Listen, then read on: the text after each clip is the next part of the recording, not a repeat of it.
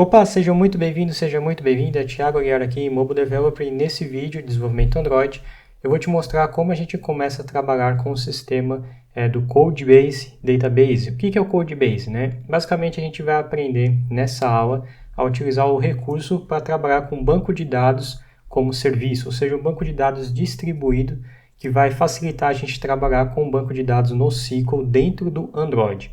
Então, se você já é desenvolvedor Android, deve saber que o banco tradicional, né, o SQLite, a gente trabalha com um modelo relacional. Então, aqui a gente vai utilizar o modelo NoSQL e com algumas outras vantagens que eu já vou te explicar. Então, antes de começar, já deixa o seu like, já se inscreve no canal e também verifique se as notificações estão ativadas da sua inscrição, tá bom? Umas vantagens que a gente tem para trabalhar com esse modelo, tirando o modelo tradicional, é que a migração é mais fácil. Então, como o Codebase roda em cima de um banco NoSQL, fica mais fácil de você manter a estrutura de dados, também fica mais fácil de você crescer a sua aplicação, né, sem necessidade de scripts para fazer upgrades. Segunda vantagem que a gente tem é o mapeamento mais simples. Então, o jeito que você armazena os seus dados, né, o formato que você armazena, por exemplo, um JSON, é muito mais fácil de você trabalhar porque a gente está utilizando, né, a mesma estrutura de dados. Outro ponto interessante é que ele é construído com um sistema de sincronização. Então você nunca precisa se preocupar com fazer uma solução de sincronismo com o seu banco remoto e o seu banco de dados local. E se você já fez, sabe como complicado é fazer esse sincronismo. Então o Codebase tem um sistema que já faz todo esse trabalho para você. E a última vantagem importante que a gente tem, né, nesse vídeo aqui é trabalhar com o aplicativo offline. Então você consegue desenvolver o seu app sem ficar se preocupando com reconexões de rede. E uma vez escrito o seu banco de dados local, né, você delega para o Codebase fazer as coisas e automaticamente ele vai sincronizar para você. Então, para testar isso, o que a gente vai criar? Então, só para mostrar aqui o sistema do Codebase que eu venho comentando, a gente tem, né, um desenho, geralmente a gente tem esse desenho aqui, que é a arquitetura por baixo do Codebase junto com a sua aplicação. Então, basicamente, o que a gente vai ter? A gente vai ter uma aplicação, no caso seria um aplicativo aqui, Android, um outro app Android, rodando em cima do core do Codebase Elite, tá? Uma vez com esse Codebase Elite, o que ele vai fazer? Ele tem Sync Gateway, que é um gateway para sincronismo dos dados, e automaticamente ele sincroniza com o banco de dados Codebase remoto. Uma outra maneira que você tem para trabalhar com ele é também utilizando o famoso peer-to-peer. O que isso quer dizer? Você não precisa necessariamente de um outro banco de dados, você pode descentralizar a sua estrutura de dados, então você consegue fazer uma aplicação descentralizada, onde você tem um listener que faz esse sincronismo entre os dois devices que estejam usando. Então você tem realmente um peer-to-peer rodando aqui na sua aplicação. Então o que você vai aprender hoje vai ser como começar do zero a construir a sua aplicação Android utilizando o Codebase Elite. Depois disso a gente vai fazer um modelo de dados para a gente conseguir estruturar, né, o nosso banco NoSQL. A gente vai fazer o sistema de sincronismo, né, com o banco de dados remoto quando a gente não tiver conexão de internet, ou até mesmo quando o banco de dados remoto mudar, a gente sincronizar com o banco de dados local também. E essa parte aqui a gente não vai fazer, que é o sincronismo peer-to-peer, a gente não vai cobrir isso no sistema mobile. Então a gente vai subir o nosso servidor remoto, a gente vai subir um gateway e vamos subir o aplicativo NoSQL dentro do Android, tá? Então aqui eu já tenho até um exemplo rodando aqui, né, no nosso banco de dados, rodando no nosso servidor. Eu já vou te mostrar como que a gente faz isso. Então o que a gente vai fazer é construir o banco de dados NoSQL dentro de um aplicativo. Depois disso a gente vai criar o nosso servidor remoto, que é o Codebase. Obviamente vou rodar ele localmente, mas entenda como sendo servidor remoto. E depois a gente vai criar um gateway para fazer essa comunicação, onde toda vez que a gente fazer um novo registro offline, depois que realmente o nosso dispositivo ficar online, ele sincroniza com o banco de dados remoto e vice-versa. A gente não vai cobrir, né, o Codebase peer-to-peer, mas essa parte aqui a gente vai ter 3 itens para fazer a sincronização hoje, o 1, o 2 e o 3, tá bom? Então vamos lá, vamos começar a brincar com o Codebase. Eu já tenho uma aplicação aqui rodando, onde a gente já tem todos os recursos importantes para brincar com esse aplicativo. Então a ideia do nosso app é um sisteminha de tarefas, onde eu tenho um formulário para preencher alguns dados e eventualmente uma lista, né, com informações para a gente exibir esses dados. Então eu vou deixar na descrição do vídeo, né, o link para você fazer o download desse projeto Start. Tá? Eu vou dar um overview aqui só para você entender como esse projeto está começando, para que a gente realmente tenha foco somente na estrutura da arquitetura do Codebase, que é o foco aqui dessa aula. Eu não vou cobrir renderização, nem interface gráfica. Tem vários vídeos aqui no canal, você pode pesquisar aqui na lupinha do YouTube, sobre Recycle View, sobre listas, sobre activities. Todos esses fundamentos que são importantes para você criar o seu primeiro aplicativo, tem aqui no canal também, para você começar esse projeto, para você entender. Então, eu estou partindo do princípio que você sabe o básico da criação de um aplicativo Android, com os recursos principais, tá? Então, passando aqui rápido, aqui no nosso manifesto a gente vai ter a atividade principal. Essa atividade principal tem no layout dele basicamente uma Recycler View, tá? Então tem uma Recycler View. Essa Recycler View ela vai exibir um item de uma lista onde vai ter apenas um texto e uma tag, tá? Depois disso, a gente vai ter também uma atividade de detalhes, onde a gente vai imprimir o ID do registro que a gente gravou, só para a gente ter certeza que foi impresso esse registro. Então, na tela principal, a gente também tem um botão flutuante, né, um Float Action Button, para a gente criar um formuláriozinho, tá? Então, o que a gente tem aqui? A gente tem a lista de tarefas. Eu já fiz os binds, ou seja, já busquei aqui os IDs das referências, criei o evento de clique no botão e criei um adapter também, tá? Então a gente já tem um adapter aqui para exibir esses dados na lista, tá? Então quando você baixar o seu projeto aí você pode ver com mais calma essa parte. A gente nem vai mexer nisso daqui, é só para você ver o que tem de um ponto de vista de layout de UI. Duas coisas só importantes aqui é que a gente tem a exibição do texto, da tag, que a gente vai gravar. Então a gente vai ter um aplicativo onde a gente vai fazer cadastros de tarefas baseado em tags. Então a gente vai ter a tag de Android, de iOS, com algumas cores de fundo só para a gente distinguir qual que foi a tag que a gente inseriu. Ou seja, eu quero fazer uma atividade, por exemplo, gravar vídeo de Android. Então eu vou ter uma caixa de seleção para mim selecionar e pôr o texto da minha tarefa, tá? Então voltando aqui na atividade, a gente tem um evento de clique, tá? Que vai para a tela de detalhes, onde a gente vai mostrar aqui no log o ID dele por enquanto. E nós temos também uma função, que é a função de adição, onde a gente vai criar uma dialog simples, onde a gente vai passar um spinner com duas opções, tá? Que é o Android e iOS. A gente vai adicionar esse layout, né, no Alert Dialog. E depois que a gente apertar o botão salvar, a gente vai imprimir e vamos salvar efetivamente esse dado. Então, por enquanto, a gente só está fazendo o login dele, tá? Eu vou abrir aqui para você ver. Então, a gente tem a telinha base, a gente vai clicar aqui. Então, a gente tem uma caixinha para selecionar a tag e o texto que a gente vai mostrar, como, por exemplo, gravar vídeo de Codebase. E a gente vai apertar salvar e a gente vai salvar no banco de dados esse carinha aqui. Por enquanto, a gente só está fazendo um log dele, tá? Então, se a gente pegar aqui no filtro, acho que ele nem está rolando o filtro ainda aqui, tá? Então, ele salvou a propriedade com a tag Android e esse texto aqui. Obviamente, ele ainda não está salvando, porque a gente não tem instruções para salvar. Então, a gente vai começar a fazer isso aqui agora. Então, o primeiro passo é testar o banco de dados no SQL do Codebase. Então, a ideia principal, nesse primeiro instante, é o quê? É conseguir gravar esses registros no banco na forma NoSQL, ou seja, a gente não vai utilizar ROM, não vamos utilizar SQLite tradicional, nenhum outro framework. A gente vai usar o ecossistema do Codebase para salvar localmente esse cara. Então a gente vai ter que começar a configurar ele. Então vamos lá. O primeiro passo é adicionar a dependência, tá? Eu vou fechar todas as abas aqui para a gente começar do zero.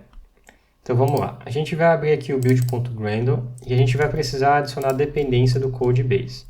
Então a gente vai adicionar aqui o implementation e o ID dele, né, a URL dele é o com.codebase, eu tenho uma colinha aqui para não me perder, né, da dependência, Codebase, traço it, traço Android, 2.8.6, essa é a versão que a gente vai utilizar, tá? Então, o que a gente vai ter dentro desse pacote? Dentro desse pacote, a gente vai ter todos os códigos do SDK para a gente fazer o wrapper, ou seja, a gente vai envelopar todos os recursos do SQLite para tratar ele como se fosse o banco de dados NoSQL. Então, é aqui onde a gente vai realmente ter o nosso banco de dados local.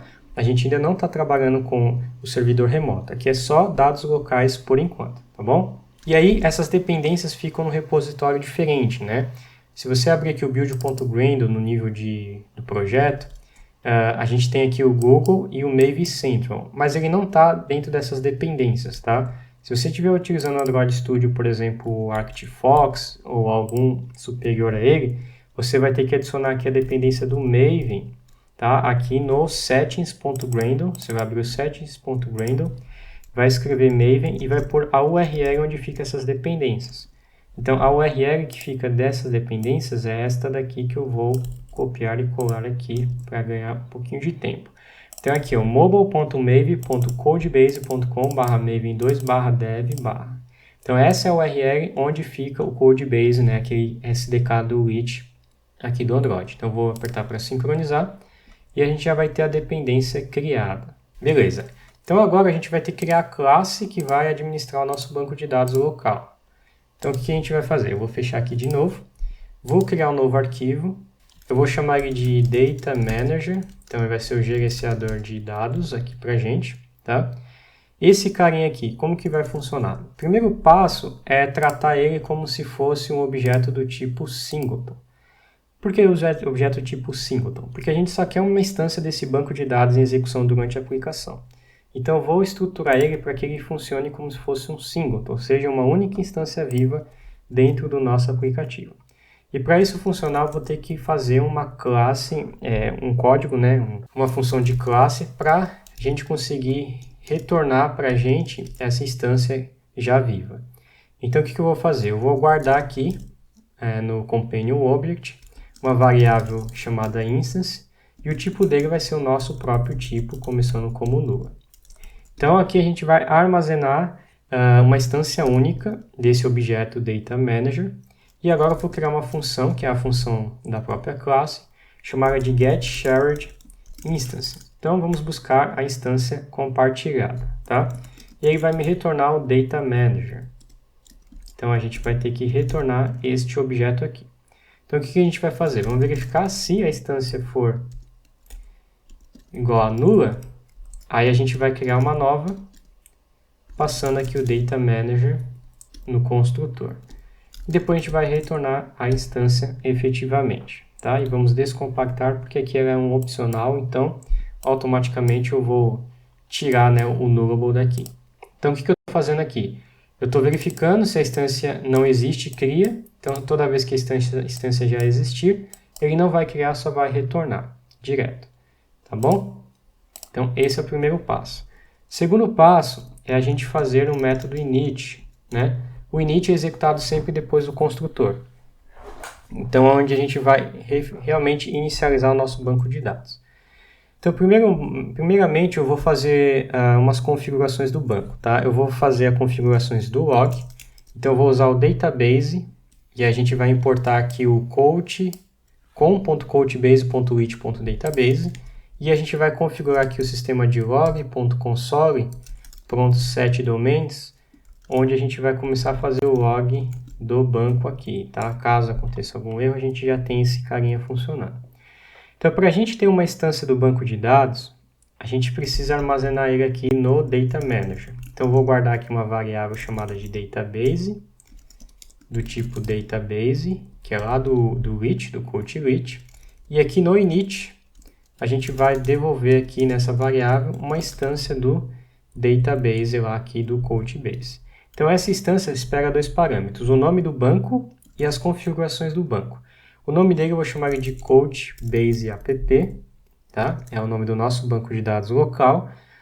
E um objeto que seja um configuration database. Então, eu vou criar aqui uma variável chamada de configuration. E aqui eu vou instanciar ela. Então, vamos lá. Val configuration recebe um database configuration. que a gente vai importar também no pacote do Codebase Rich. E aqui a gente já tem a nossa primeira instância pronta. Só isso já é suficiente para a gente ter o nosso banco de dados pré-configurado. Agora o que a gente tem que fazer, para ter certeza que tudo está funcionando, é ir lá na nossa atividade principal e fazer e cadastrar um novo registro. Tá? Então o primeiro passo é voltar lá na atividade. Vamos lá na atividade.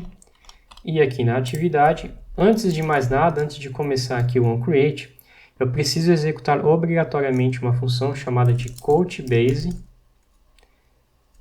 reach, tá?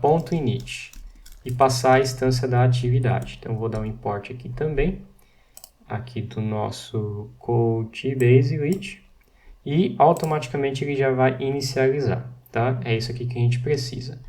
Então, agora eu vou guardar uma variável, que é a variável do banco de dados, como private rate init_var, porque a gente vai utilizar daqui a pouco. O tipo dela vai ser um database do Codebase. Vamos dar um import aqui. E agora vamos pegar essa referência aqui, usando o nosso objeto singleton. Então, a gente vai dar um datamanager.getSharedInstance e vamos armazenar nesse valor o banco de dados que a gente alocou aqui agora há pouco. Então, automaticamente, quando a gente faz esse getSharedInstance, a gente cria a instância desse objeto e depois a gente retorna um banco de dados oficialmente aqui nessa variável para a gente manipular aqui depois. Tá? E agora no método de adição, a gente vai criar uma estrutura no SQL. Então, eu vou apagar aqui esse log e a gente vai fazer o seguinte. Aqui no Set Positive Button, quando a gente aperta o botão salvar, a gente busca a informação do Edit Text e busca também a tag, né? A tag está lá na nossa lista a partir do spinner. Então, eu vou dar um spinner.selectItemPosition para a gente buscar o item dessa posição e automaticamente a gente tem a label, né? O texto da tag efetivamente. E agora a gente tem que salvar, né, a estrutura de dados lá no nosso banco de dados local. Então, primeiramente, para a gente criar uma estrutura de dados, eu vou declarar uma variável chamada de doc, e a gente vai criar um documento. Então, no NoSQL a gente trabalha com estruturas sendo documentos, e documentos estão sempre dentro de uma coleção de documentos. Então, a gente vai criar um mutable document, aqui que também é do pacote do nosso Codebase. Então, vamos voltar aqui nos imports, ó, esse import aqui, tá? E aqui a gente consegue trabalhar com o formato de chave e valor, porque é um banco de dados NoSQL. Então, a gente vai dar um ponto setFloat, e a gente pode criar, por exemplo, uma variável float como uma versão. Eu vou versionar aqui, por exemplo, 1.0. Uma outra variável string, como, por exemplo, o próprio texto, que a gente acabou de fazer. Uma outra string que seria a nossa tag, e também a gente pode pôr uma data de criação usando o setValue. O setValue permite a gente criar qualquer valor, tá? A gente tem várias propriedades aqui set, como setDictionary, boolean, float, arrays, number, inteiros. Então a gente vai utilizar aqui o setValue, que permite a gente adicionar qualquer outro objeto. Então, eu vou dar um create de date, a chave dele, e o seu valor vai ser um tipo date. O objeto date aqui do pacote do java.util. Então, a gente criou a data de criação deste documento. O que mais a gente pode adicionar também? Vamos adicionar um tipo, por exemplo, aqui, um setString como type, caso você queira, tipo, sei lá, padrão. Então, você pode criar várias estruturas, vários documentos, como se fosse uma chave-valor, assim como o JSON é. Então, se você já trabalha com uma aplicação, sabe que a gente utiliza JSON nos dias atuais para trabalhar com estrutura de dados. E aqui, para a gente manipular no banco de dados NoSQL nativamente dentro do SQLite, a gente pode fazer isso aqui com um documento. E agora é só a gente fazer um insert, só a gente salvar. Então, vou fazer um try-catch aqui, para caso dê algum problema no nosso banco, uma exceção, eu consegui capturar aqui a exceção. Obviamente, você pode fazer isso aqui de outras maneiras, mas eu vou dar só um print do stack trace, caso dê um erro na aplicação. Então, agora eu vou pegar meu banco de dados, meu database, e vou dar um save, passando o meu documento. Então, isso aqui vai fazer com que eu já grave o meu registro no banco de dados local SQLite no formato NoSQL. Então, vamos testar para ver se ele grava, tá? A gente ainda não vai conseguir ver se ele está gravando só quando a gente fazer a consulta. Então, primeiramente, eu vou rodar e vou tentar salvar um registro aqui para ver se ele grava. Então, vamos lá. Vamos tentar cadastrar um novo registro. Vamos lá. Gravar vídeo Android. Vamos apertar salvar. Bom, não deu crash, então, teoricamente, ele salvou. Agora, para a gente ter certeza que ele salvou, vamos criar a instrução para fazer uma query na nossa lista.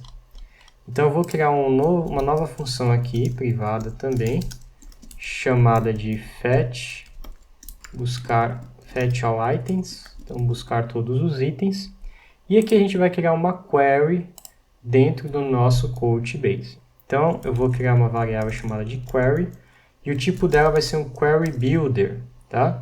Query builder permite a gente fazer uma consulta, um construtor dessa consulta, que também está dentro do mesmo pacote ali.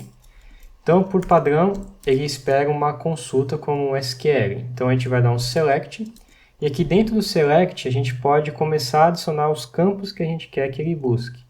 Então, eu quero que ele busque, por exemplo, o ID convencional. Eu vou usar um select result ponto expression. Eu vou fazer uma expressão aqui para buscar o ID convencional dele. Então, aqui dentro eu vou passar algumas propriedades como meta.id. Então, esse meta.id, o que é? Toda vez que você cria um objeto no SQL, automaticamente ele faz um ID automático, ele faz uma referência para um identificador único para ele.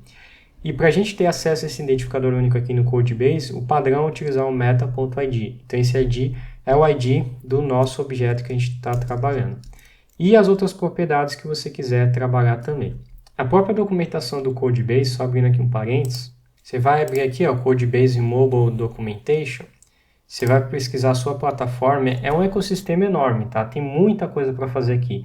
Obviamente eu estou te mostrando o essencial para você ter o seu app rodando no NoSQL, sincronizado aí com o banco de dados e um peer-to-peer eventualmente, se você quiser adicionar depois.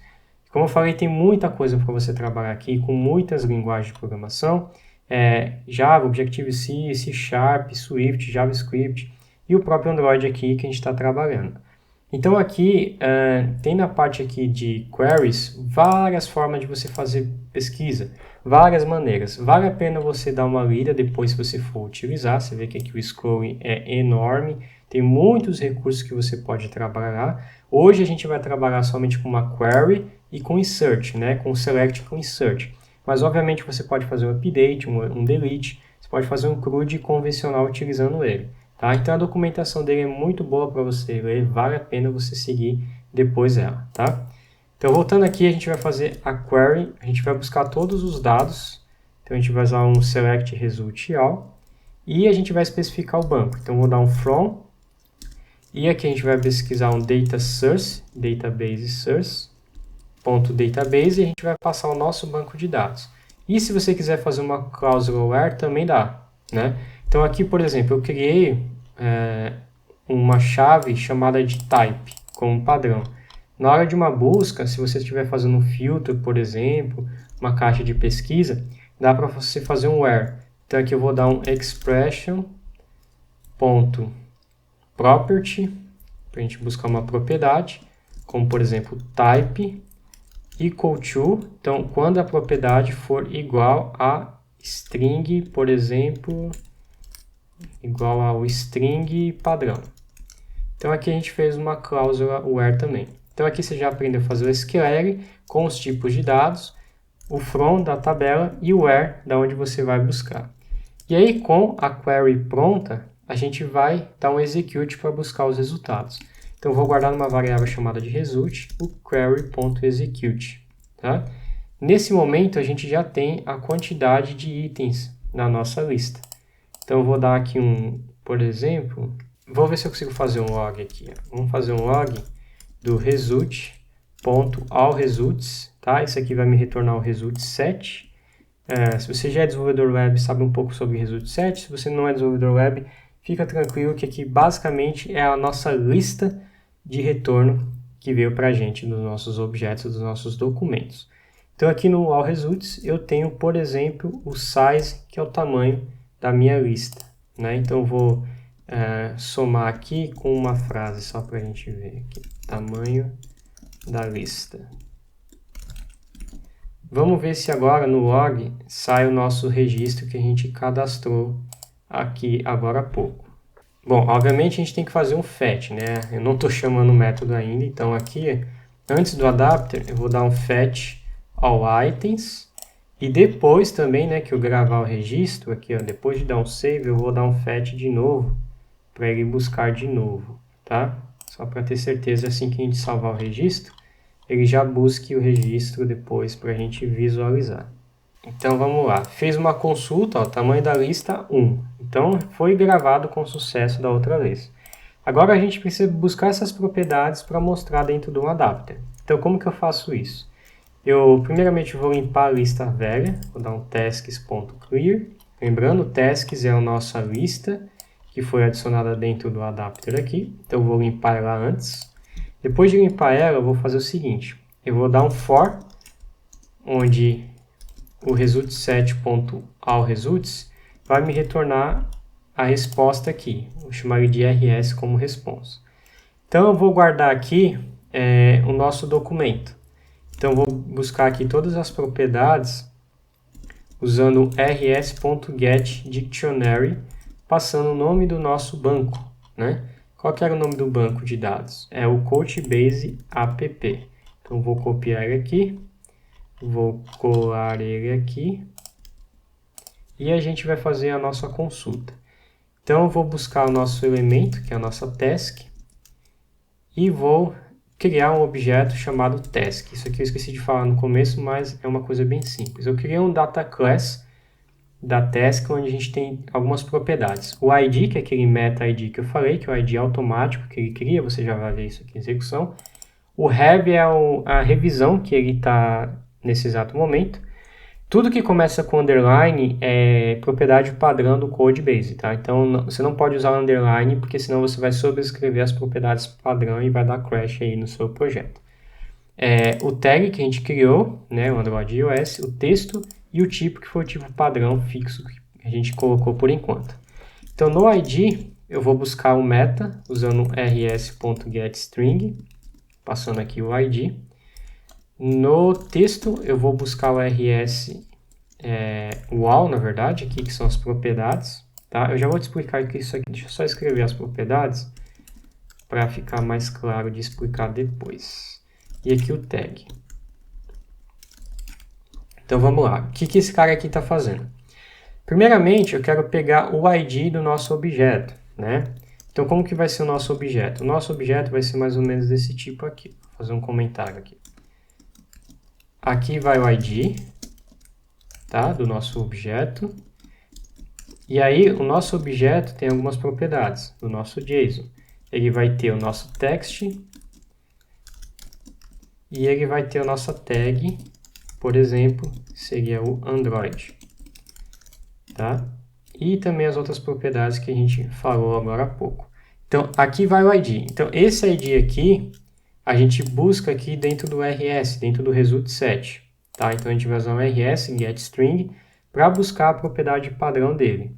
Já o all, né, esse getDictionary passando o Codebase, a gente vai buscar efetivamente as propriedades que estão dentro desse documento. Então aqui, por isso que aqui a gente usa o all getString e aqui a gente usa o rs, que é o resultSet.getString, tá? Essa é a diferença que a gente tem aqui. Então aqui a gente vai ficar o nosso ID, o ID geralmente é uma sequência de caracteres, né? E logo logo você vai ver ele aqui aparecendo. Então beleza, eu já criei um objeto e agora eu vou jogar esse objeto dentro da nossa lista usando o add, passando ele. Depois eu preciso notificar a recyclerView.adapter que os meus dados foram alterados. Então eu vou dar o ponto notify data notify range changed, passando o range do 0 até o tasks.size-1. Então eu vou dar um refresh, né, em todos os elementos da lista. Então vamos ver se aqui funciona essa lógica de programação. Então rodou, apareceu aqui, ó, gravar vídeo Android. Vamos criar mais um aqui, ó, gravar vídeo iOS. E aí eu vou mudar aqui por tipo, que é a tag, vou salvar. Salvou, mudou a cor, por causa do nosso adapter já está trabalhando com cores. E a gente já tem a nossa estrutura de dados aqui. Então o que ele fez? Ele criou uma estrutura de dados. Se a gente clicar aqui, a gente vai ver, deu uma exceção aqui porque a atividade ainda não foi declarada. Espera aí que eu esqueci de pôr activity, não esqueça de pôr aí também. Aqui no manifesto, vamos colocar activity de detail, senão ele vai dar um crash mesmo. Bom, vamos retornar aqui a lógica. Então o que a gente fez? A gente fez uma query, apagou a lista velha e criou um novo data class nessa lista e depois deu um refresh no banco de dados. Espera aí que isso aqui tem que ficar fora do for, senão ele vai dar um refresh muitas vezes. Vamos dar um run de novo aqui. E aí quando a gente clica, né, no item da lista, o que ele faz? Ele pega o ID desse elemento e passa para a segunda tela. Passando para a segunda tela, a gente imprime aqui no log o ID desse elemento aqui. Então vamos abrir aqui o logcat para ver aqui o ID deste elemento. Então aqui o ID dessa tarefa é este. Vamos voltar. E o ID desta tarefa é esta. Então, a gente criou uma estrutura de um banco de dados NoSQL dentro do Android.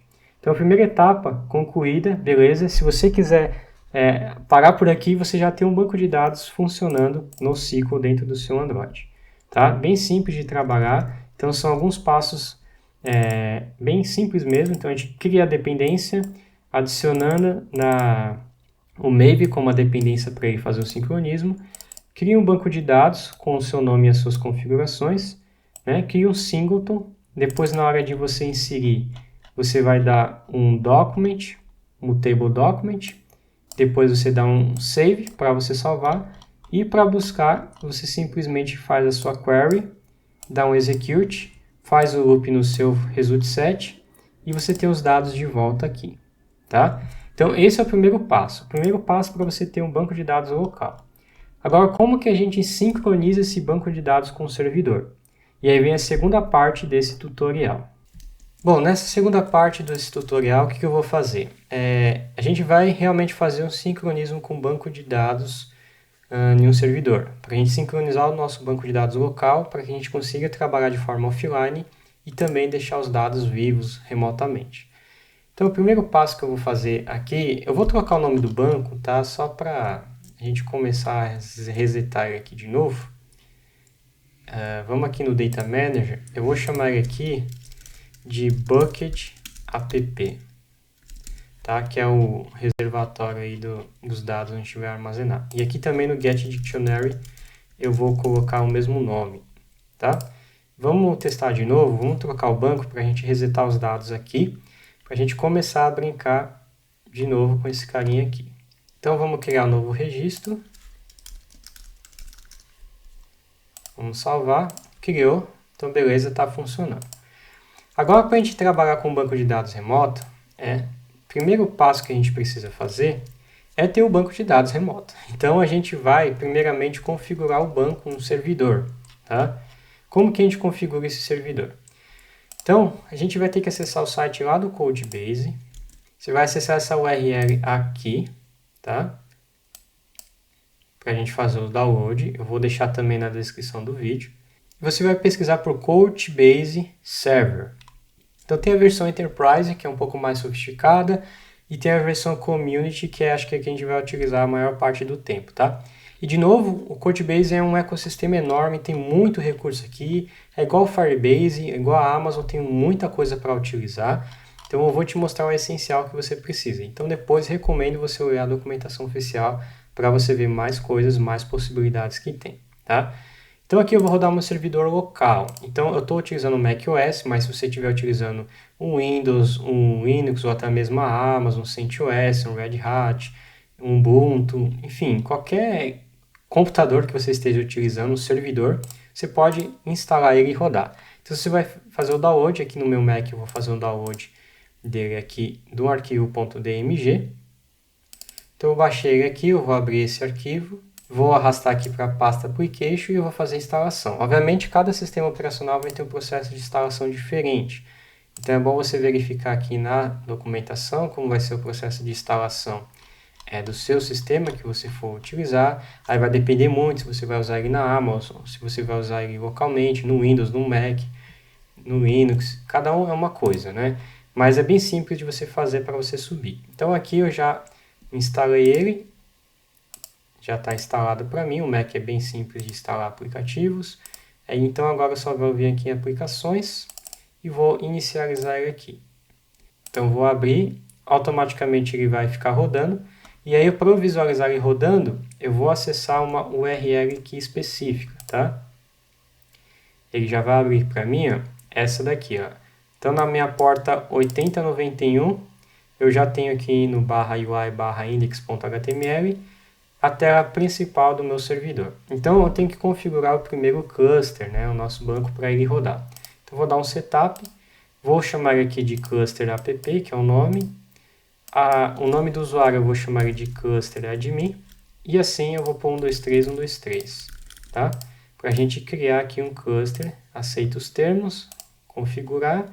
Aqui a gente não mexe em nada, tá? Só para você saber onde ele vai salvar aqui na minha máquina, né? Na minha máquina ele salva aqui nesse lugar, na sua máquina ele vai salvar em outro momento, em outro espaço diferente, tá? Então aqui é um armazenamento relativamente pequeno, mas é só para a gente fazer o nosso teste. Então ele vai criar o nosso cluster, para a gente começar a brincar com o nosso banco de dados. Então aqui tem o nosso dashboard principal aqui dos nossos servidores, tá? Para a gente brincar com o Codebase Server. Segundo passo agora, depois de ter criado o cluster, é criar um bucket, né? Um lugar, uma região onde a gente vai armazenar a nossa estrutura de dados lá no nosso aplicativo e eventualmente até se você estiver utilizando outro sistema, sei lá, você está usando uma aplicação web com JavaScript, você pode sincronizar esses dados também dentro do seu app também. Então a gente vai adicionar aqui um bucket. Eu vou chamar ele de bucket app, para a gente manter o mesmo nome que a gente deu aqui, tá, no database local, só para não confundir. Vamos deixar o mesmo nome. E a gente vai adicionar, você pode especificar o tamanho dele aqui, vou pôr 2048. Vamos adicionar aqui o bucket. E ele vai criar o bucket para a gente. Beleza, agora com o bucket pronto, a gente tem que dar permissões para a gente fazer esse insert. Porque lembra no nosso exemplo aqui? Nesse exemplo aqui, como que funciona, né? Como que a gente realmente consegue fazer um registro nesse banco de dados aqui? Para a gente fazer registro nele, a gente precisa de um gateway, né? É uma aplicação que vai ficar rodando e ele vai interceptar as chamadas que a gente for fazer dos clientes, ou seja, dos aplicativos Android ou até mesmo de uma aplicação web que esteja utilizando o Codebase Elite. Imagine aqui um servidor, né, um browser, por exemplo, né, que esteja utilizando este carinha aqui. Você também consegue fazer desta maneira. Então agora, o segundo passo de hoje, o primeiro foi instalar o servidor e configurar. O segundo passo é instalar o Sync Gateway, essa aplicação que vai ser a porta de entrada para os nossos dados. Então, para a gente fazer isso, a gente vai criar um usuário que dê permissão a acessar esse servidor. Então, a gente vai vir aqui em Security e vamos adicionar um novo usuário que vai ser o usuário do Gateway. Vou chamar ele de sync_gateway, vai ser o nome de usuário dele. E a senha dele eu vou chamar ela de password, tá? Password. A senha dele vai ser password. E aqui fica os níveis de acesso, eu vou dar acesso admin completo. E aqui qual que é o bucket que ele vai ter permissão de acesso? Vai ser o bucket app. Vou adicionar e vou adicionar esse usuário. Então beleza, a gente já criou o nosso banco, servidor, e esse servidor tem um usuário onde a gente vai poder conectar nesse carinha para a gente acessar as configurações dele aqui. Então, onde a gente vai acessar? A gente vai usar um Sync Gateway, que é uma outra aplicação do Codebase. Então, a gente vai baixar aqui também na URL, vou deixar na descrição do vídeo, o Sync Gateway, na versão comunidade também. A gente vai usar a versão mais estável, a 2.8.3. Aí também vai depender da sua aplicação, se vai ser na Amazon, que você vai rodar de verdade, né, no online. Se você vai rodar no Red Hat, no Windows, aqui eu vou rodar no Mac, que vai ser local, e a gente vai fazer o download dessa aplicação aqui também, tá? Então eu fiz o download aqui na minha pasta temp, a pasta temporária. Eu vou abrir ela aqui para você ver. Então aqui dentro de temp eu tenho o nosso Codebase Sync Gateway. Então é uma aplicaçãozinha simples que tem uma pasta chamada de bin, tá? Dentro de bin ele vai ter aqui somente esse Sync Gateway.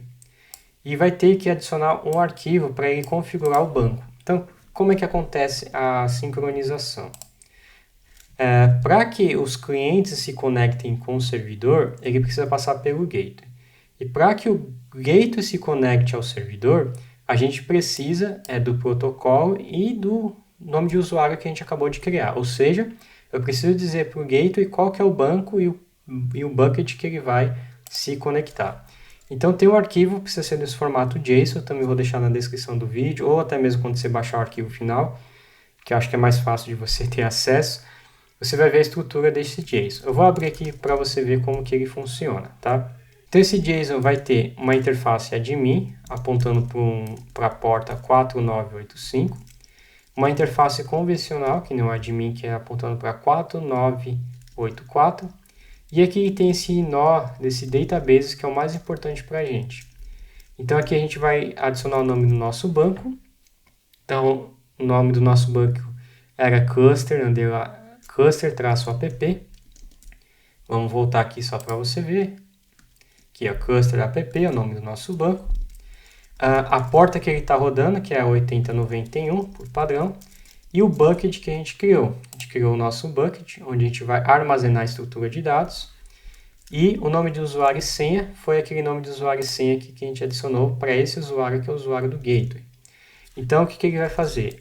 Todo mundo que acessar o gateway vai estar acessando esse banco de dados nesse bucket através desse usuário. Então, é isso que ele está fazendo. Então, ele está fazendo um gateway, um portão. Ele está intermediando essa conexão para a gente. Então, o que a gente vai fazer agora? A gente vai testar se o banco de dados está sincronizado com o gateway. Então, para fazer isso, eu vou dar um /sync e vamos passar aqui o caminho do nosso JSON para inicializar o gateway com as configurações desse JSON. Então, ele vai inicializar o nosso servidor e aqui ele inicializou em 3 portas específicas. A 4986, 85 e a 84. E aqui ele já marca que a replicação começou a escutar. Então, o que a gente vai fazer? A gente vai vir aqui nos servidores, nas portas, né?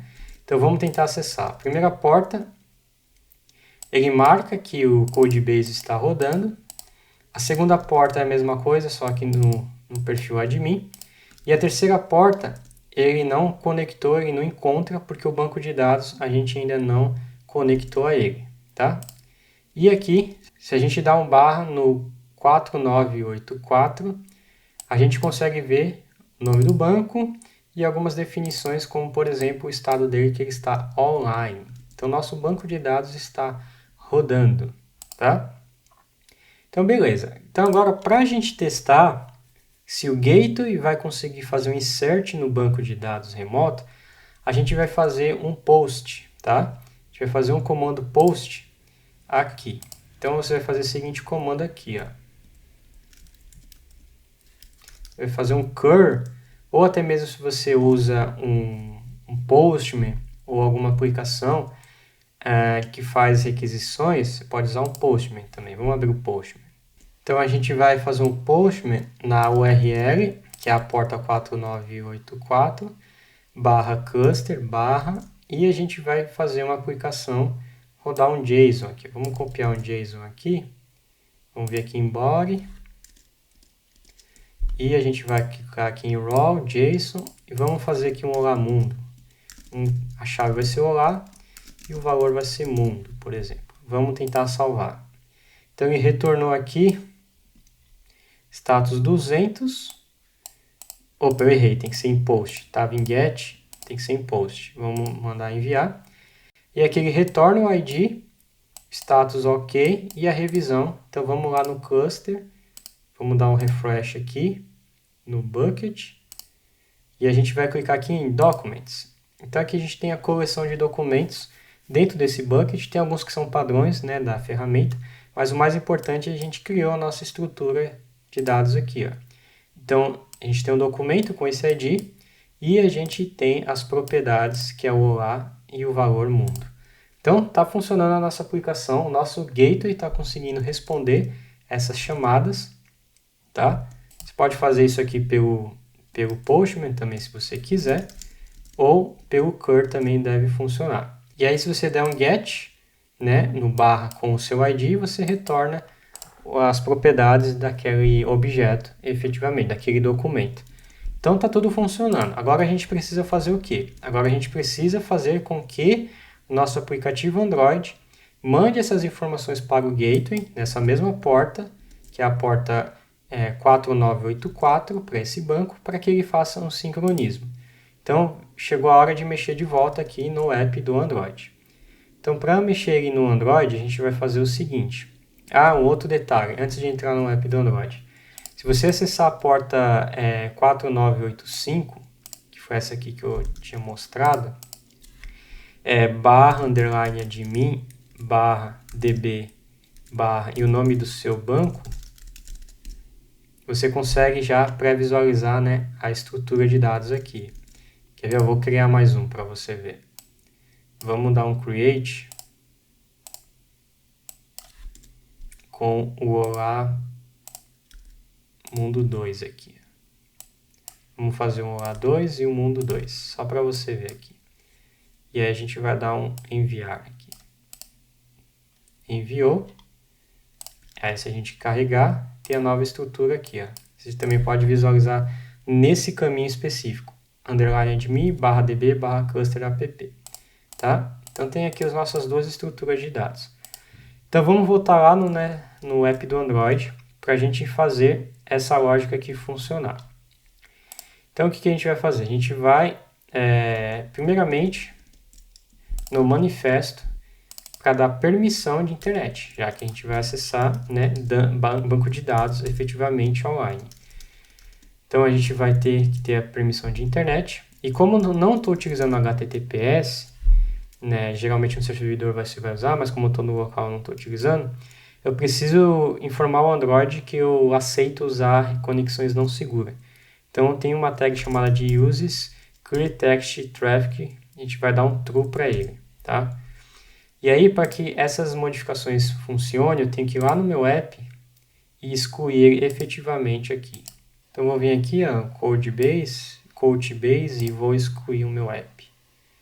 Agora, eu vou rodar de novo para ver se ele está funcionando. Obviamente, nosso banco vai ter sido excluído.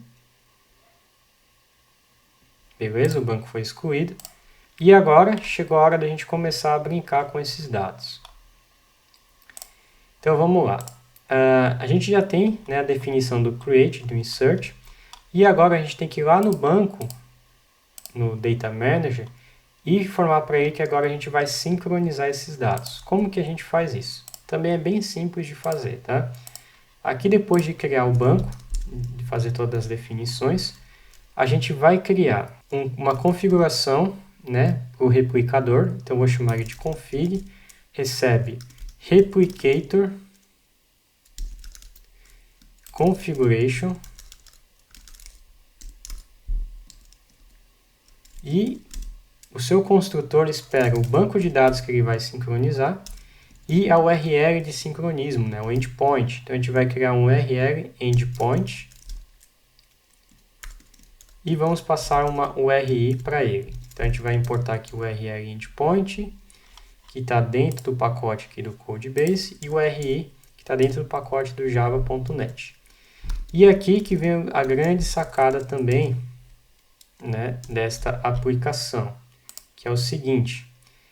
O protocolo que a gente utiliza para trabalhar com o Codebase nos dias de hoje é o WebSocket.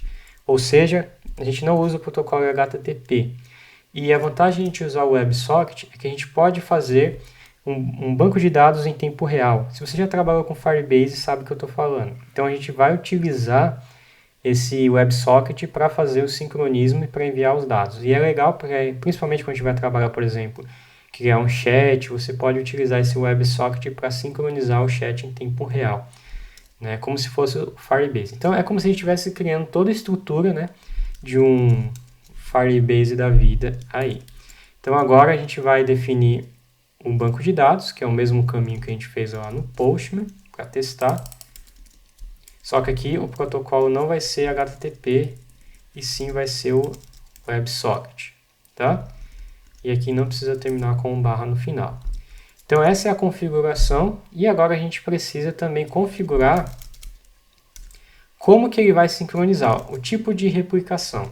Então existe dois tipos, né? A gente vai usar aqui o Abstract Replicator Configuration, replicator type. Então a gente tem um replicador que vai só enviar informação, só vai puxar informação do servidor, ou vai fazer os dois.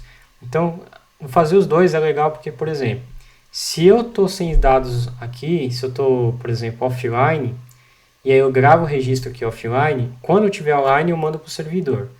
E, ao contrário, acontece a mesma coisa. Quando eu estou online e o servidor tem mais dados, e depois que eu ficar online, eu busco de volta esses dados novos. Então, é realmente uma forma de sincronizar as duas pontas do nosso app.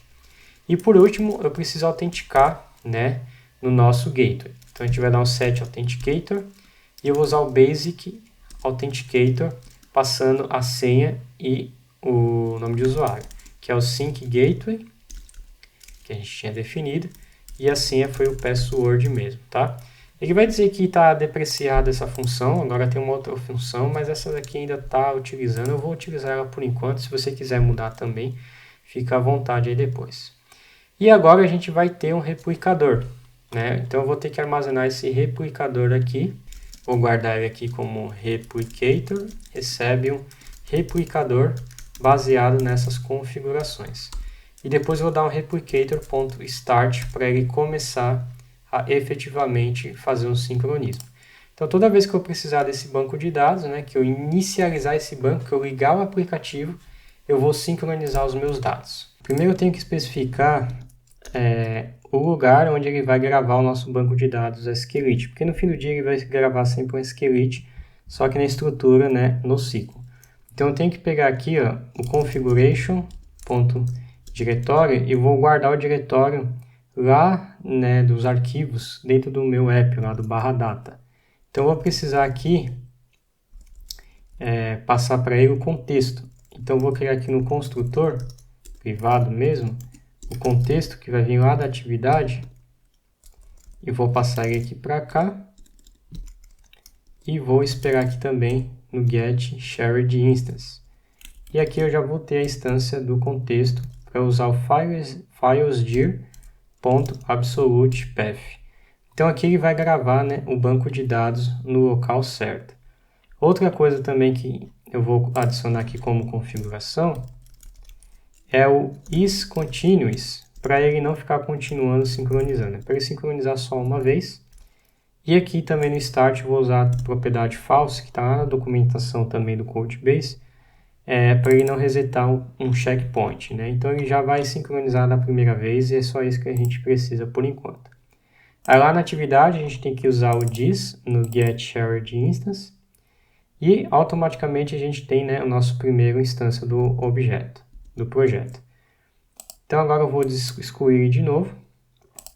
Excluindo ele, o que eu tenho que fazer agora? Como eu estou utilizando o emulador e a gente vai chamar nessa porta aqui local a 4984, eu preciso dizer para o Android o seguinte, para o emulador o seguinte, olha o emulador, toda vez que você chamar a 4984, chama 4984 do computador host, do computador hospedeiro que você está rodando. Ou seja, para ele apontar para essa porta do meu computador. Então eu tenho que fazer um mapeamento reverso das portas. Então como que eu faço isso? Eu vou lá no terminal e vou dar um adb reverse tcp a porta do emulador, né, e a porta do meu servidor local. Então aqui eu fiz uma troca, eu reverti as portas para que ele realmente interprete toda vez que a gente chamar esse endpoint aqui, o WebSocket, ele bater na minha máquina local, né? Porque o emulador não está conectado. com o computador. Então, é um jeito de a gente mapear as portas aí para a gente fazer um gateway de portas também, de um dispositivo para outro dispositivo remoto aqui. Então, vamos rodar aqui, vamos tentar cadastrar um novo registro. Então, esse passo é muito importante dar um reverse no seu ADB, porque senão você não vai conseguir fazer isso aqui, porque a gente está trabalhando com servidor local, né? Se fosse remoto, aí tudo bem, mas como é um servidor local, precisa fazer esse ajuste aí no meio. Vamos tentar gravar um novo registro. Eu apaguei todo o banco, então teste de novo, vou salvar. Bom, gravou no banco de dados local, deixa eu só resetar para ver se realmente ele gravou aqui. Gravou. Vamos tentar ver lá no servidor. Ó, então no servidor aqui apareceu, ó, teste novo, Android, padrão. E lá, se a gente vir aqui dos buckets também, né, a gente vai conseguir visualizar ele aqui criado. Então, beleza, a gente pode agora começar a brincar com o sincronismo. Então, imagina o cenário agora. Eu vou copiar essa estrutura aqui, ó, um bloco de notas. Vou copiar esse ID, tá? E aí eu vou fazer o seguinte. Para a gente testar, eu vou excluir ele daqui e vou deletar o meu banco. Vou deletar o meu app aqui.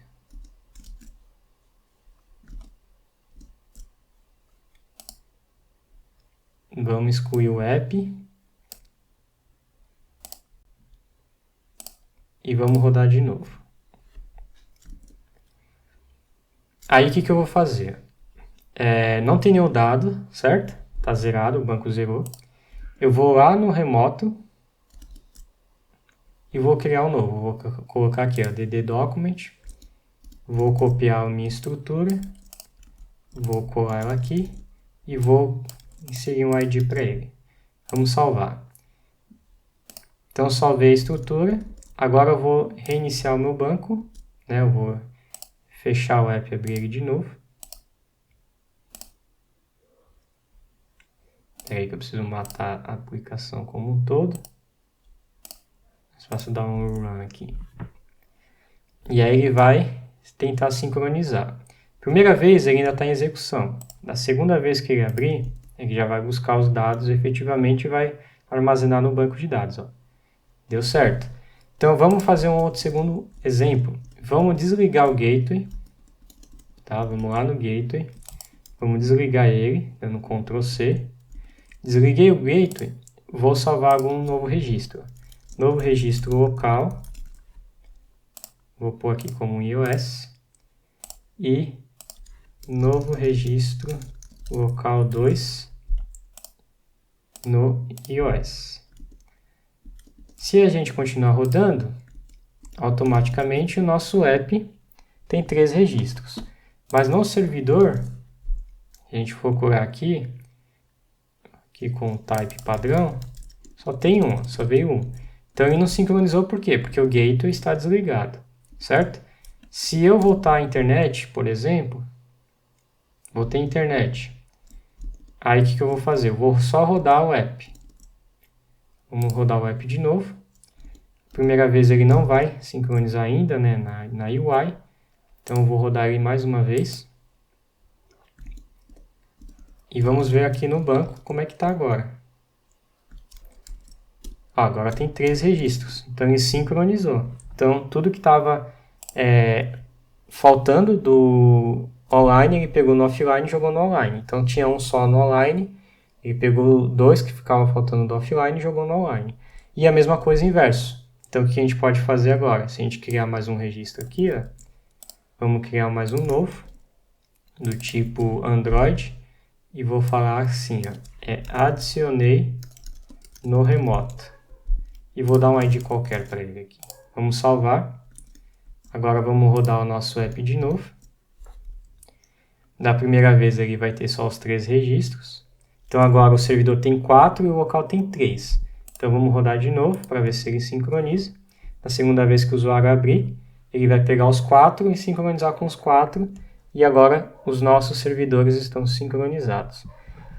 Então, finalizando a nossa tarefa de hoje. A gente construiu um aplicativo Android com banco de dados NoSQL totalmente sincronizado, tanto com o servidor remoto quanto com o banco de dados local. Se você não tem internet, depois que ele tiver, ele sincroniza. Se o servidor tiver dados na frente do local, quando você rodar ele vai sincronizar. Tudo isso baseado na regra que você definiu aqui. E de novo, o Couchbase é uma aplicação e é um ecossistema enorme. Se você abrir aqui na parte oficial deles, você vai ver que tem muito recurso, tá? Eu cobri aqui para você o essencial para você ter um aplicativo NoSQL e ainda com o plus de ser sincronizado com o servidor remoto.